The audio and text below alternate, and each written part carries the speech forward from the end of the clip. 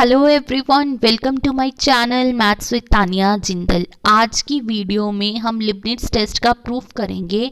जो लिबनिट्ज़ टेस्ट है वो अल्टरनेटिंग सीरीज़ के कन्वर्जेंस के लिए यूज़ होता है। हम इसकी स्टेटमेंट पिछली वीडियो में वैसे कर चुके हैं, एक बार रिवाइज कर लेते हैं। इसकी स्टेटमेंट क्या है, कहते हैं if a n is a monotonically decreasing sequence of positive terms and converges to zero. जो ए एन है, एक तो ये डिक्रीजिंग सीक्वेंस है और ए एन ज़ीरो को कन्वर्ज कर रहा है।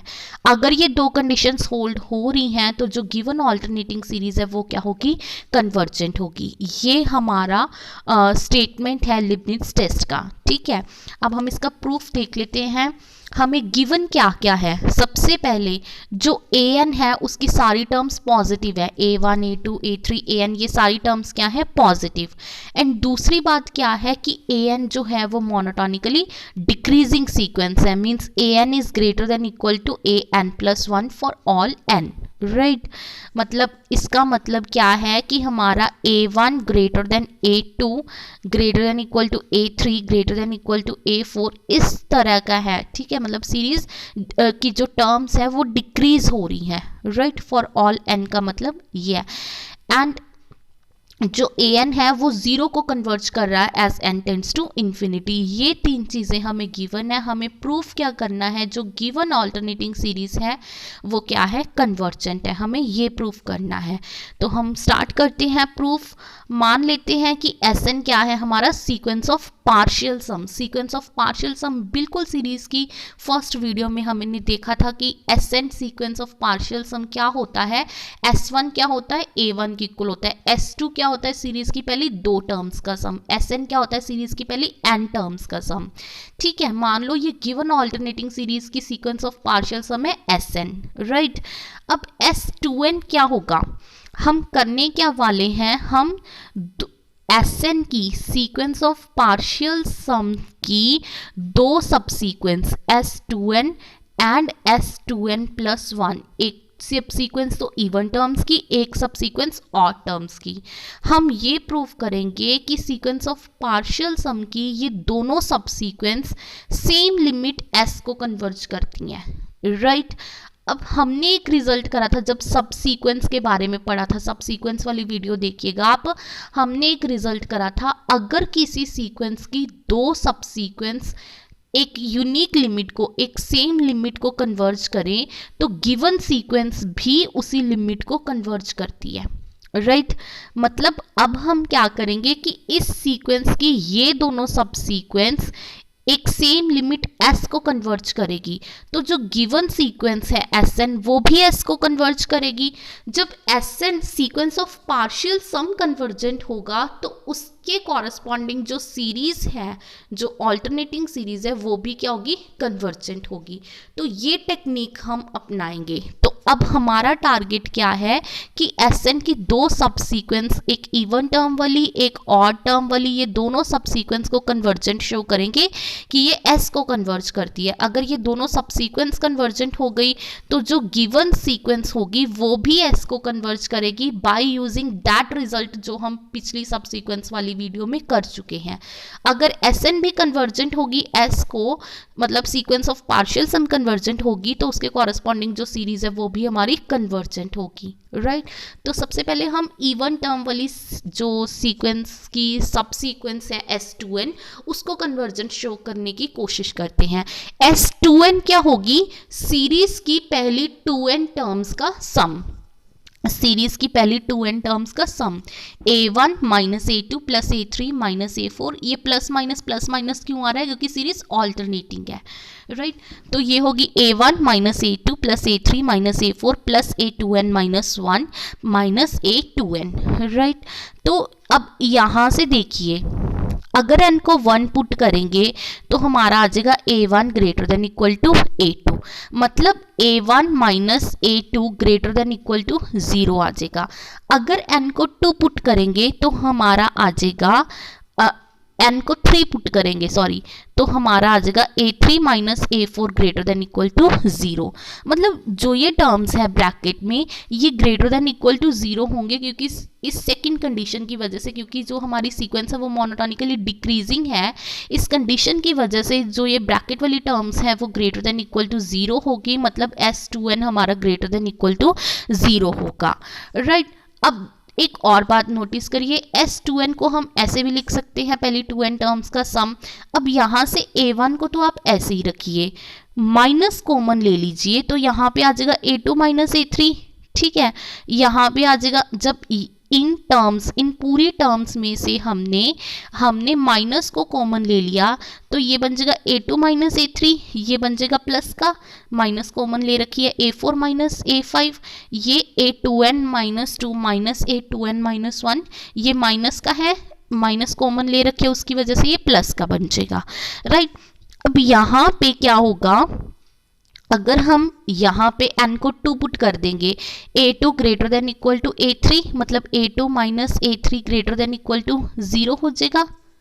यहाँ पे जब n को 2 पुट करेंगे, A2 greater than equal to A3, A2 minus A3 greater than equal to 0 हो जाएगा, जिसकी वजह से क्या होगा, हमारी जो ये ब्रैकेट वाली टर्म्स हैं ये सारी ग्रेटर देन इक्वल टू 0 हो जाएगी। उसी सेकंड कंडीशन की वजह से ये ब्रैकेट वाली terms greater than equal to 0 हो जाएगी, और सीक्वेंस की सारी टर्म्स पॉजिटिव है तो A2n भी क्या होगा, पॉजिटिव, मतलब this is a positive quantity. मैं ये कहना चाहती हूँ कि ये पॉजिटिव क्वांटिटी होगी, ठीक है। अब A1 में से कुछ पॉजिटिव चीज़ माइनस होगी तो A1 तो बड़ा होगा ना, क्योंकि इस यहाँ पे तो A1 में से कुछ माइनस हो रहा है, तो this thing is less than A1 होगा, राइट। तो हमारा क्या आ गया, S2n is less than A1, ये आ गया, मतलब S2n is greater than equal to 0 but less than A1, ये वाली चीज़ आ गई हमारी। जब हमने इसको फर्स्ट मान लीजिए एंड इसको सेकंड मान लीजिए, जब इन दोनों को कंबाइन करा, S2n greater than equal to 0 है बट लेस देन A1 है, जब इन दोनों को कंबाइन करा ये चीज़ आ गई, मतलब S2n बाउंडेड सीक्वेंस आ गई, राइट। अब हम S2n प्लस 2 माइनस S2n देखते हैं, मतलब सीरीज की पहली 2n प्लस 2 टर्म्स में से हमने 2n टर्म्स माइनस कर दी, तो कौन कौन सी टर्म बच गई, 2n plus 1th term and 2n plus 2th term, ये 2 टर्म्स बच गई, राइट। अब यहाँ वही कंडीशन की वजह से ये मोनोटोनिकली डिक्रीजिंग है, ठीक है, तो यहाँ पे A2n plus 1 minus A2n plus 2, उसी कंडीशन की वजह से ये ग्रेटर देन इक्वल टू 0 हो जाएगा। हमारे पास यहाँ पे क्या है, an इज सेकेंड कंडीशन हमारी ये है, an is greater than equal to n plus 1।